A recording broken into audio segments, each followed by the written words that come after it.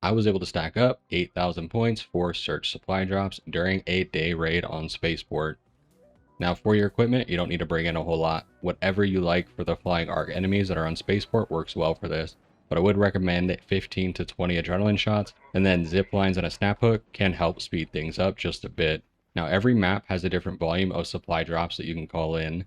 And right now there is a bug with Buried City where you have the potential to call in multiple supply drops at one beacon. Now, in order to achieve this type of score, you actually have to exploit a bug that's currently in the game. So I'm not a big fan of putting out walkthroughs that cover using bugs to advantages, but it is the only option for stacking up this kind of a score. And I did do the research by trying out every variation on every other map, and it's not even close to what you can do on Buried City. This is total RNG, but it is possible to get the identical score that I have here, going onto Buried City and essentially using that exploit. Because that exploit relies heavily on RNG, and because there's so many content creators putting that out as the way to do this challenge, it is overwhelmingly populated with raiders doing it, and in my experience, it makes finding the supply drops after they've been called in really, really challenging. Plus, if you're not the one who's called in the actual supply drop itself, you don't know whether or not that beacon called in multiple supply drops, which makes it very, very challenging to get that 8,000 points on that map. Spaceport's supply drops do not currently have that bug, so you're able to get 8 different supply drops and get the 8,000 points without having to rely on the RNG of that exploit coming through for you in your rounds. Now that said, RNG does play a role here. I did this 7 different times today, and across all of those games, the lowest amount that I saw in one round was 6 total supply drops, and the highest I saw was 8. With each supply drop giving you 1,000 points per, that means I was able to get 6,000 to 8,000 points during the day raid on Spaceport. Now on Spaceport, there are 20 total potential spawn locations, and in each round that you go into, it's going to be totally random as to which supply drops are used for that round. That said, once you learn all of the different spawn locations, getting to each of them and checking to see if you have a supply drop beacon during that round is actually very, very quick because you can see a lot of the different supply drops from across the map and verify from hundreds of meters away whether or not there is a supply drop at a specific location. Now, all you want to do here is essentially just move to each supply drop, call it in, search the supply drop once it lands, and then move on to the next one. Each supply drop beacon will have a radio at the base of the tower and a light on the top of the tower to let you know whether or not that supply drop has been used or can be used by you.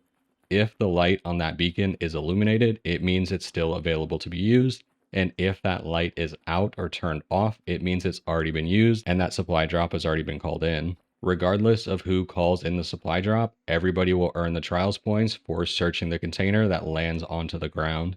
Once you interact with the radio beacon at the base of the tower, you'll fire up a yellow flare into the sky. That flare will float a little bit in the air for about 10 total seconds, but pay attention to where that flare actually explodes because where that flare explodes is exactly where the supply drop is going to get dropped into. A few seconds after that flare explodes, the supply drop will drop into the map, and then you have to wait a small waiting period of about 3 seconds before you can actually breach the container and loot the contents. Now, in general, the loot from the supply drops is not always the best, but I found good consistency in being able to refresh my adrenaline shots from the supply drop itself. But you can also sometimes get weapons like the Toro, an Anvil, or even a Renegade. Although that is a bit more rare, it definitely makes it worth it to check out what the contents are before you move on to the next supply drop. Now, if you get to a beacon that's already been used and you're not sure where the supply drop has come in general, the supply drops will fly in no more than 100 meters away from that actual beacon itself. In most cases, it's much closer than that. But the catch to that is the supply drops can land on roofs or even drop down through gaps on the surface into tunnels. That can make it pretty difficult to locate them if you're not the one that's called in the supply drop. That is a big reason for why I like Spaceport for this challenge, because I was able to call in all of the supply drops multiple times, which makes it very, very easy to figure out where they've landed and get those points. Now, throughout the 7 matches that I did on this today, I was ratted in 2 of them, so definitely pay attention for that.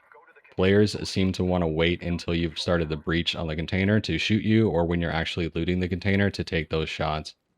In general, your best option is to just try and disengage and get away as best you can. If you do have the desire to try and defend yourself, keep in mind that if you are to actually fire back and hit that raider, you have the Yeah, potential showing of both the increasing supply your drop. aggressive base matchmaking and putting yourself into more PvP focused lobbies. Now, in my experience over the No, it past usually couple of spawns on weeks, the what other it side though, seems on the like the watchtower. system is now doing is that if you get shot first by another raider and then you shoot that raider back, you're generally okay and won't have your aggressive base matchmaking increased and putting you into those more aggressive lobbies.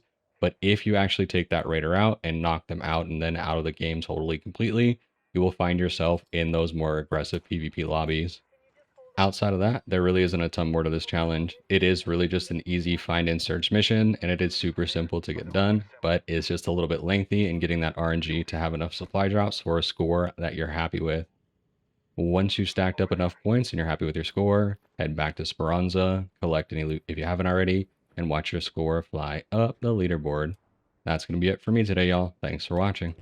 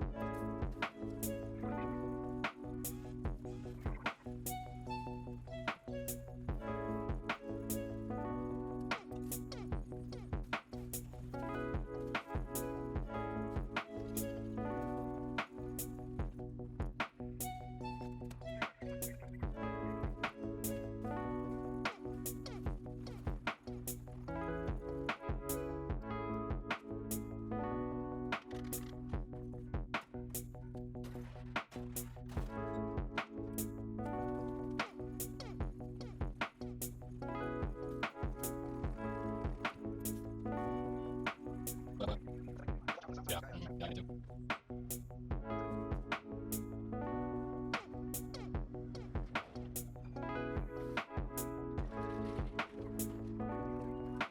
GG, boys.